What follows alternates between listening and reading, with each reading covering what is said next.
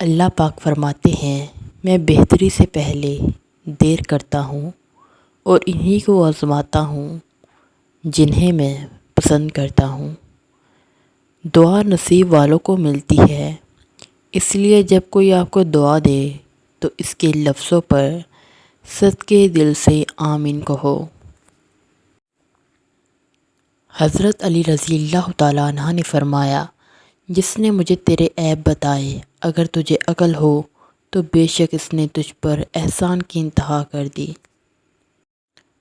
حضرت علی رضی اللہ تعالیٰ عنہ نے فرمایا، اذان اور بارش کے دوران مانگی گئی ہر دعا قبول ہوتی ہے۔ اپنے بارے میں نہ کسی پیر سے پوچھو نہ کسی فقیر سے، تھوڑی دیر آنکھیں بند کر کے اپنے ضمیر سے پوچھو۔ گناہ زہر کی مانند ہے، جو کم ہو یا زیادہ ہر صورت میں نقصان دہ ہیں۔ عزت کے موتی پر ذرا بھی نہیں تو سینکڑوں دریا بھی آ جائے تو سیگ اسے دھو نہیں سکتے۔ انسان سب کچھ بول سکتا ہے سوا ان لمحوں کے جب اسے اپنوں کی ضرورت تھی اور وہ دستیاب نہ تھے۔